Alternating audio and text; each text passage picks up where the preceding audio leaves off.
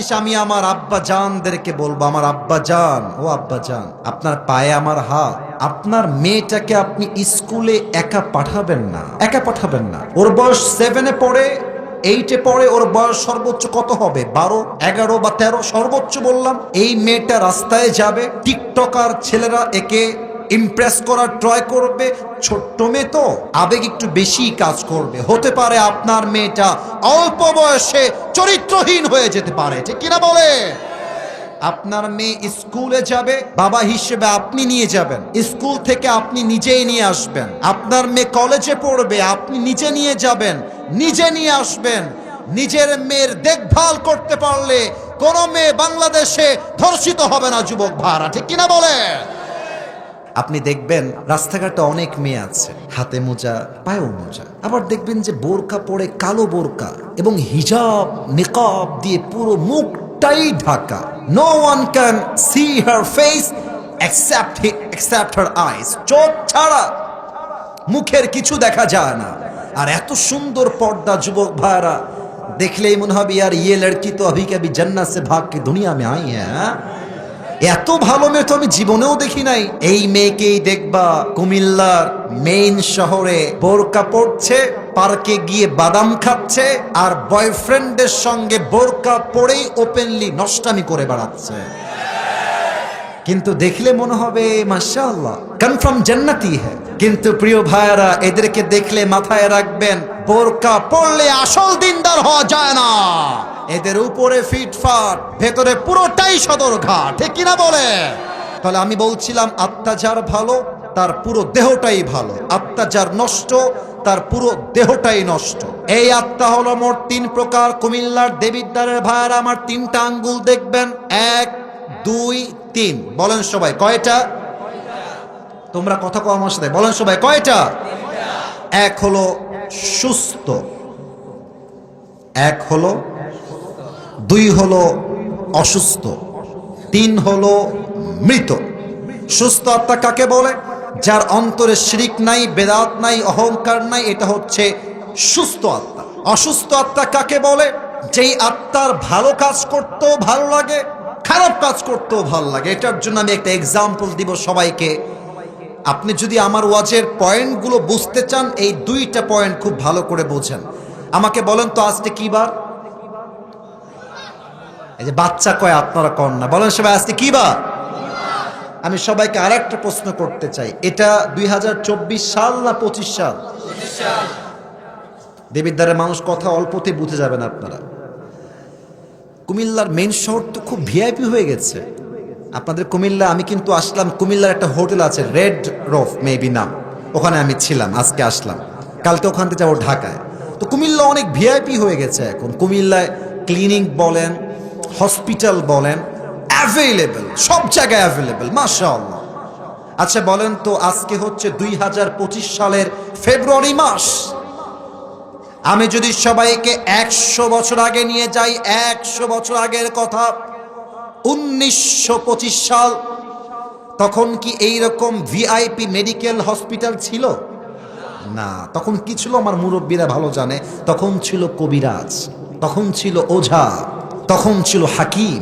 তো মনে করেন আমি আসিফ হুজুরের জন্ম হচ্ছে 1903 সালে, 1925 সালে এসে আমার বয়স হয়েছে 23 বছর। কুমিল্লার দেবিদ্বারের রাস্তা দিয়ে আমি যাচ্ছি, একটা ঝোপড়ির পাশ দিয়ে, গাছগাছালি দিয়ে ঘেরা ঝোপড়ির পাশ দিয়ে হঠাৎ করে একটা সাপ আমার পায়ে ঠাস করে কামড় দিয়েছে। আমি কেঁপে উঠেছি, আরে কিসে কামড়ালো, দেখি তো, দেখি দেখি কি এটা, দেখছি সাপ। আর কুমিল্লার দেবিদ্বারা সবাই দৌড় দিয়ে আসছে, আসিফ হুজুরকে সাপে কেটেছে, চলো সবাই মিলে নিয়ে কবিরাজের কাছে যাই।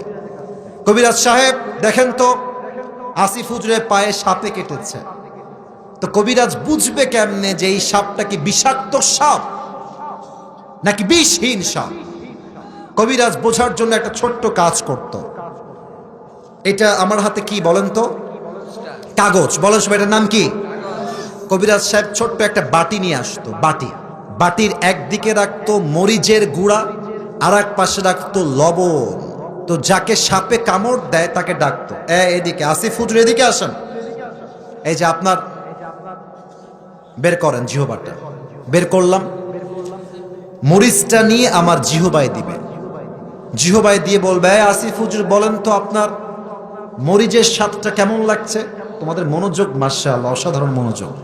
তা আমি যদি বলি স্যার মরিচের স্বাদ তো আমার কাছে কেমন যেন পাইনসা পাইনসা লাগে, তখন কবিরাজ বুঝে ফেলতেন যে এটা কোনো বিষহীন সাপ নয়, বরং বিষাক্ত সাপের ছোবল লেগেছে। কেমনে বুঝতেন?